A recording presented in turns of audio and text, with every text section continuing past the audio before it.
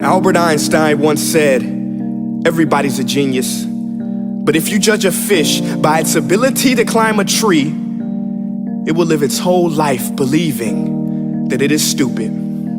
Ladies and gentlemen of the jury, today on trial we have modern day schooling. Glad you could come. Not only does he make fish climb trees, but also makes them climb down and do a 10-mile run. Tell me, school, are you proud of the things you've done? Turning millions of people into robots, do you find that fun? Do you realize how many kids relate to that fish? Swimming upstream in class, never finding their gifts, thinking they are stupid, believing they are useless? Well, the time has come, no more excuses. I call school to the stand and accuse him of killing creativity, individuality, and being intellectually abusive. He's an ancient institution that has outlived his usage.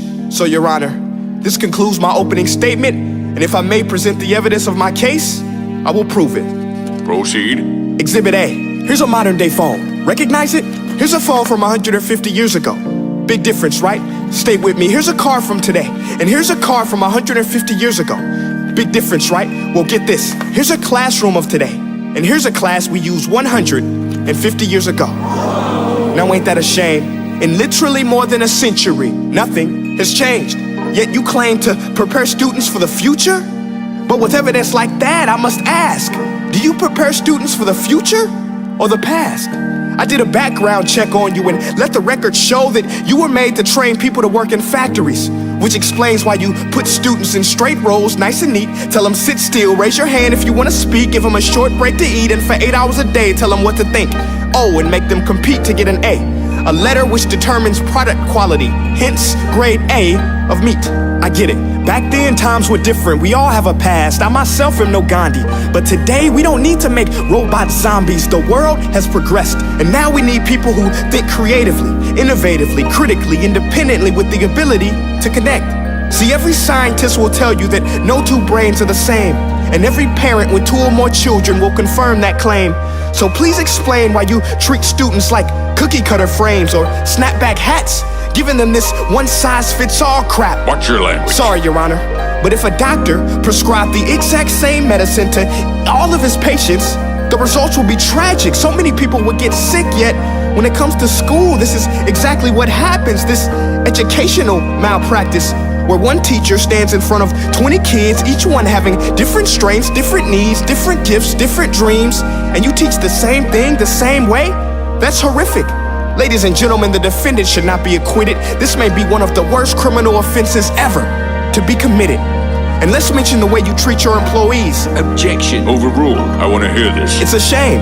I mean, teachers have the most important job on the planet, yet they're underpaid?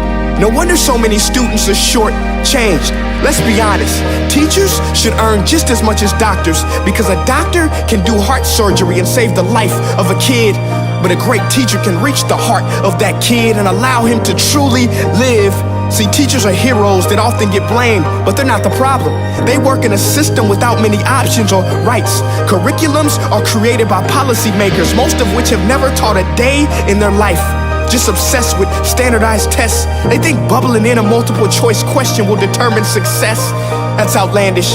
In fact, these tests are too crude to be used and should be abandoned, but don't take my word for it. Take Frederick J. Kelly, the man who invented standardized testing, who said, and I quote, "These tests are too crude to be used and should be abandoned." Ladies and gentlemen of the jury, if we continue down this road, the results will be lethal. I don't have much faith in school, but I do have faith in people. And if we can customize healthcare, cars, and Facebook pages, then it is our duty to do the same for education, to upgrade it, change it, do away with school spirit, because that's useless. Unless we're working to bring the spirit out of each and every student, that should be our task. No more Common Core. Instead, let's reach the core of every heart in every class. Sure, math is important, but no more than art or dance. Let's give every gift an equal chance. I know this sounds like a dream, but countries like Finland are doing impressive things. They have shorter school days. Teachers make a decent wage. Homework is non-existent, and they focus on collaboration instead of competition. But here's the kicker, boys and girls. Their educational system outperforms every other country in the world. Other places like Singapore are succeeding rapidly. Schools like Montessori, programs like Khan Academy, there is no single solution. But let's get moving, because while students may be 20% of our population, they are 100% of our future. So let's attend to their dreams, and there's no telling what we can achieve. This is a world in which I believe, a world where fish are no longer forced to climb trees. I rest my case.